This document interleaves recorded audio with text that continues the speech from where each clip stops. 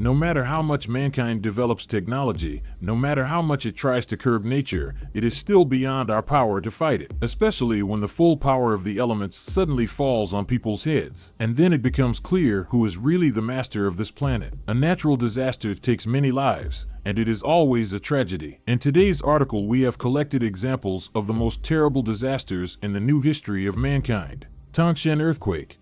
The natural disaster that occurred in the Chinese city of Tangshan on July 28, 1976, is considered one of the largest in the 20th century. At 3:42 local time, the city was destroyed by a strong earthquake, the hypocenter of which was at a depth of 22 kilometers. The shaking was so strong that it hit even Beijing, 140 kilometers to the west. Then followed several repeated shocks, magnitude, which reached 7.1 points, and it led to even greater casualties, all because several hours passed between the first and the second shock, and people had already begun to eliminate the consequences of the disaster. More than 90% of the city's buildings collapsed from the first tremor, and workers were removing debris when the ground shook again. As a result, both they and the people who remained alive somewhere under the rubble of the houses were killed. The huge number of human casualties was also due to the fact that the main impact occurred at night, when almost all the residents were asleep. In addition, most of the structures were overcrowded and the houses simply stacked up like toy houses. According to official authorities,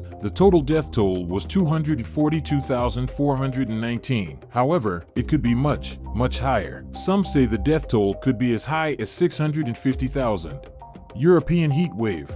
Europe is not too used to scorching hot summers, such are the peculiarities of its climate, but in recent years it has been changing, and this has had disastrous consequences. In 2003, the summer was unusually hot, with temperatures exceeding 40 degrees Celsius. This led to a medical crisis in several countries, as well as droughts that ruined crops. In some countries, agricultural losses amounted to 60% of the harvest, but France has been hit hardest by the heat wave in Europe. Some reports put the death toll there at more than 14,000. Most were elderly people who simply could not cope with such a colossal temperature load, and doctors, in turn, could not help everyone. Forests across Europe dried up so much that a single spark or a dropped cigarette butt was enough to burn out thousands of hectares. After heavy fires in France, the fire swept through the forests of Spain and Portugal. In general, a real summer apocalypse. The Indian Ocean tsunami.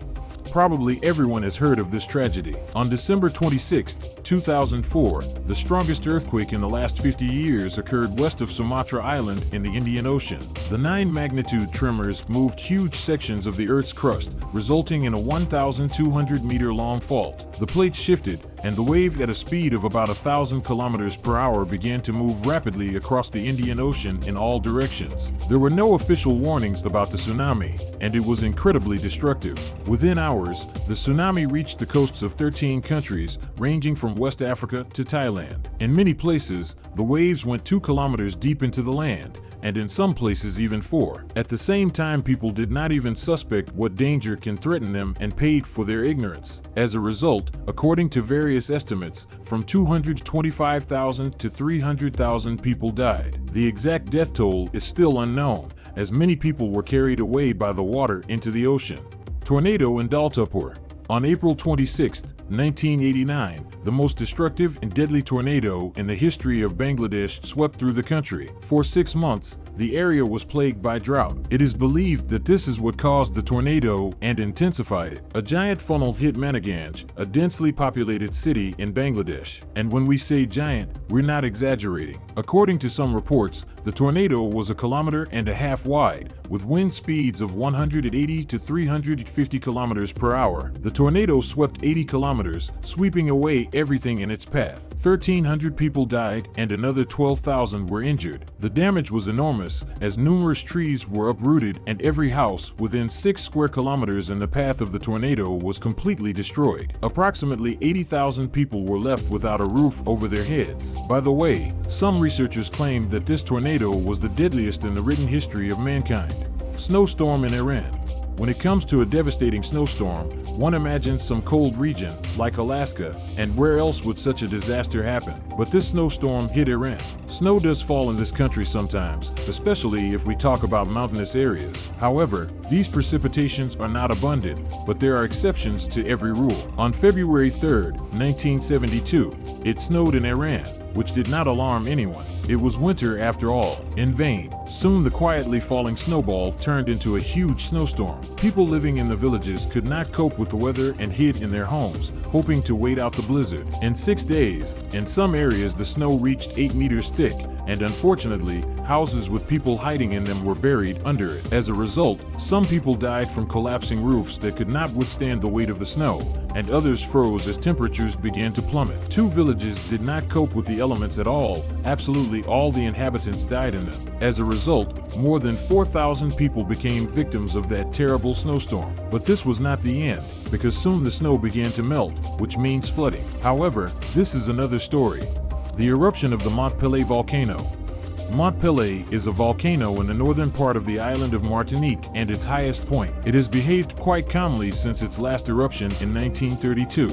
But we are interested in another catastrophe, thanks to which Mont Pelée gained its infamy. The volcano's awakening began in April 1902, and the catastrophe erupted a month later, on May 8 at 7:52 a.m. Mont Pelée was constantly giving signs of life, including shortly before the eruption, such as throwing up clouds of ash and smoke, rumbling and shaking. People who lived in the town of Sampler were going to evacuate, but newspapers said there was nothing to fear. The governor and his wife stayed in the town of Saint-Pierre, where all the inhabitants of the surrounding villages pulled up, hoping to escape the possible disaster, but this did not save them. On the morning of May 8th, a huge black cloud consisting of pulverized lava, vapors, and gases burst out of a fissure at the foot of the volcano. It rose upward and rumbled down the mountainside toward the city at a speed of more than 600 to 70 kilometers per hour, red hot to 1,075 degrees Celsius. The clouds descended on Saint-Pierre, burning fuel and destroying everything in its path. Nameless eyewitnesses who miraculously survived the disaster said that it was as if the mountain exploded into pieces without warning, and the city disappeared in seconds that day. In just a few minutes, 28,000 people died, making the eruption of Mont Pelée the worst in the 20th century. Flooding in China. From 1928 to 1930, China suffered a severe drought, but in the late winter of 1930, severe snowstorms began, followed by continuous heavy rains and a thaw in the spring. You can probably guess by now what this led to. In the Yangtze and Huanghe rivers, the water level rose significantly, and when we say significantly, we mean by 70 centimeters in 1 month alone. The downpours continued into the summer. They peaked between July and August 1931. Add to this cyclones, which for some reason were unusually active that year. As a result, the rivers overflowed their banks and soon reached the city of Nanjing, which at that time was the capital of China. On August 19th, the water level was 16 meters higher than average, flooded approximately 180,000 square kilometers, and as a result, according to estimates of the time, suffered 25 million people. However, modern researchers believe that the data are greatly underestimated. The true number could have been as high as 53 million. At least 150,000 people drowned in the first few months of the flood, and in the following year, hundreds of thousands died of hunger and disease. Huascarán Rural.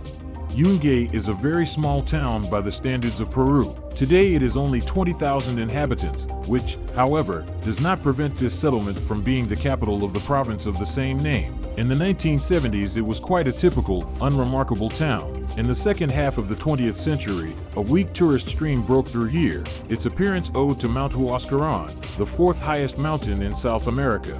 Mountaineers from all over the world began to flock to Yungay to prepare to conquer the icy peak. And where there's a mountain, there's always the risk of avalanches or mudslides. In 1962 this happened, but Yungay was incredibly lucky. The glacier passed by without touching the capital. Immediately after the disaster, Huascarán was visited by 2 American scientists. They carefully studied the mountain and reported the existence of another huge piece of rock, the fall of which could lead to the complete destruction of Yungay. The researchers went to the newspaper as soon as possible to warn the townspeople. However, the Peruvian authorities forbade the dissemination of information about a possible catastrophe so as not to cause panic.